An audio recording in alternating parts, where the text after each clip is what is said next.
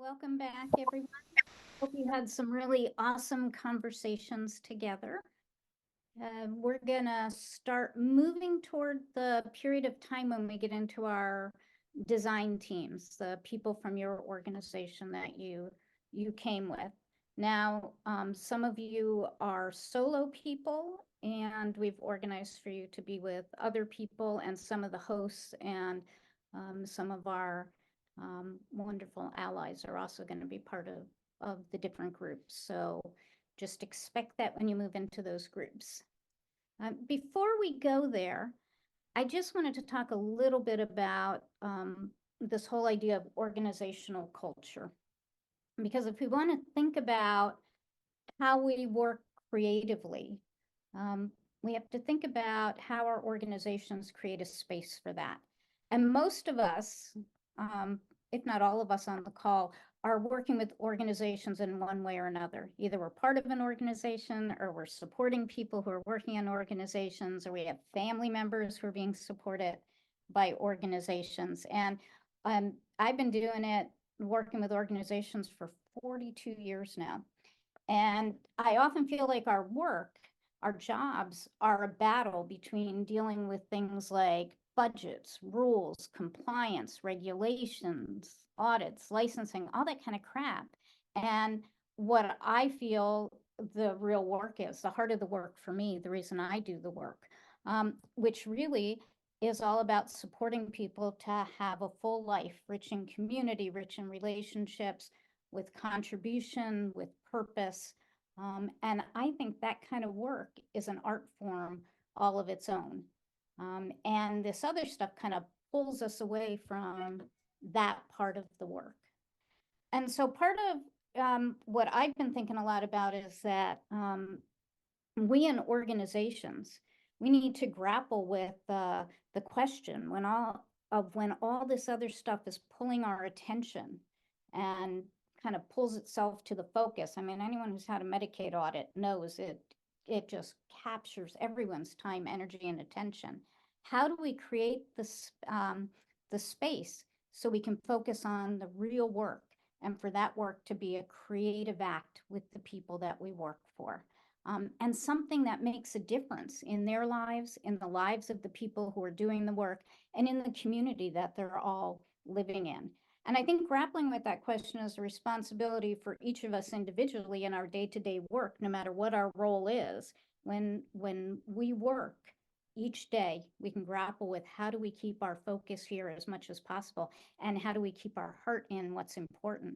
But it's also important for those of us who have roles of influence within organizations or roles of leadership within organization to think about how we infuse innovation and creativity into our organizational culture as a whole.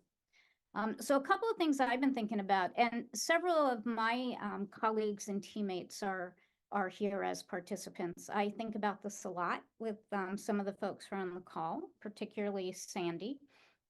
And we're thinking about where and how do we create a space for the people who are working in Neighbours and the people that we work for to be innovative and to have creativity.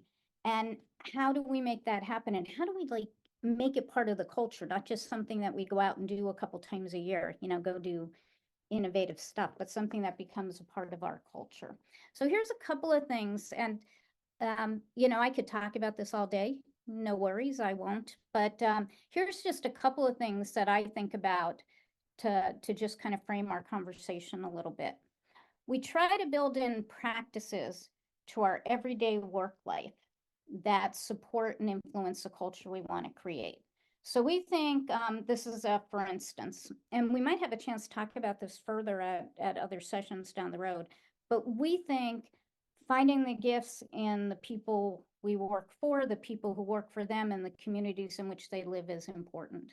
And so one of our practices has been to walk around neighborhoods and just meet people and build our own individual social capital in the neighborhoods where we work. Talk to everybody on the street, go into every business in the community, find out people's names, find out what their interests are, and keep going back to build those relationships. And we've made that a ongoing practice that people do as teams over time, throughout the course of the year. And we do it sometimes in small groups and sometimes, just individually, but it's become a part of what's expected of your job. And in fact, we've put it into the onboarding for people when they start working for the organization. One of the first things they do, ideally, we'd like to think it's the very first thing they do, but I will admit we probably don't always get to it as the very first thing. But before they learn how to record their time or any of the other things, we want them to go out there, walk around neighborhoods, find the gifts, and start to get to know people. Because if this is what we think is the heart of the work, this is what we want people to enter into first and understand that this is something that we really hold to be of value. And Sandy and I, who have designated leadership roles, we go out and do this with people. And so do other people in the organization who have those roles, because we think that also shows that that's important when we take days off to go ahead and do that. And what we want to do is invest, not just our time, not just mine and Sandy's time, but also our resources and our money and the things that we find important, because to me, how you spend your money indicates a lot about what you think is important. So we've given people that we work for and the people who work for them grants, little mini grants. I'm not saying it's tons of money, but a few $100s to go do something creative in a neighborhood. And it doesn't have to be the people who do the work. If they have something creative they want to do in their own neighborhood or outside of work, that will make a difference in the community, we'll also give them a grant for that, because what we're interested in is not just in highlighting the gifts of the people that we work for, but we also want to highlight the gifts of the people who do the work for them, because we think it's important, and we think we're a better organization and the communities are better if everybody's gifts are highlighted and everybody's gifts are invested in. So we have a person named Legina who's on our team who runs a little catering business on the side.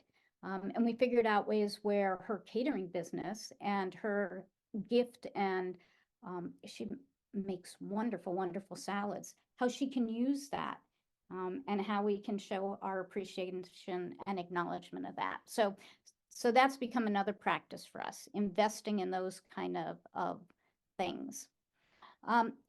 We also think it's important, if you want a culture of creativity and innovation, to celebrate failure. Because if people are going to try something new, if they're going to innovate, if they're going to prototype and probe new ideas, it's inevitable that many of those are going to fail. But people worry about failure. They worry that they're going to get in trouble, or money's going to be lost, or something awful is going to happen. So we've tried to create a space where people can fail, and we get excited when they fail because we've learned something. And we also make sure that if they fail, they're not going to lose, $100,000 or wind up in the newspaper with bad headlines, and nobody's going to get hurt. So people try out, they probe and prototype things that are what we call safe to fail, where if it doesn't work out, you lose some time, you might get disappointed, you lose a little money, but it won't be anything awful. And we think that's an important part of the culture. We also think it's really important to share stories. And we've created space and time to do that formally, often in the conservatory of my house, where some of you have also been for story sharing at different times. And just to share the stories of what they're trying out in communities together, and to honor the stories and to learn from the stories. And we do that pretty regularly as well. And another practice, I could give you 40 or 50 of them, but I'm not. Final practice I'm just going to put out there is we try and do learning journeys. A lot of people have wanted to come and see us, and organizations from really different parts of the world. And the people who work here, the people we work for, they like sharing their story. So they get to host people and they get to share their story. And in turn, the people who work here and the people we work for like to travel places and learn and see new things. And we try and organize as much of that as possible. And it's not always with other organizations who do this kind of work. Oftentimes it's just with other people who share the values, who care about community. So those are some of the practices that we think support the organizational culture. Everybody's practices are going to be different, but I think the important thing is for all of us to kind of be thinking about and figuring out how we can imbue and embed this within our organization so people are feeling safe, comfortable, supported, valued enough to be innovative and to work creatively. So, and my little beeper went off. I just stuck exactly to my 10 minutes, which is a miracle for me. Thank you. So I'd like to ask you to take just maybe 2 minutes and just think quietly and journal. And just journal like the first thoughts that come into your head after the different conversations you've been involved in and the different things that you've heard us share. And just think about what's been interesting to you. What is it that you're thinking about right now at this minute? And just kind of let it flow. Don't put a lot of thought into it. Just kind of write, let it flow, and see what happens.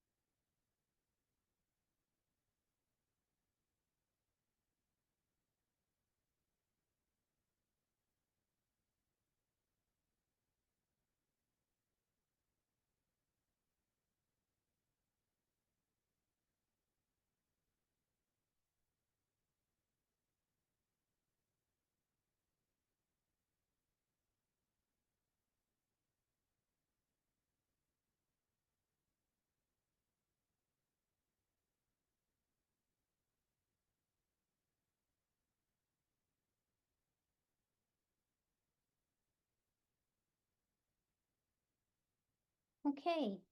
And now Linda will be moving you into your organizational teams where you'll have somewhere around 18 minutes to talk together as a group, as a team, about what have you discovered today? What have you heard that has maybe inspired you or piqued your curiosity or that you want to explore further? And how does that impact what you're thinking about within your organization?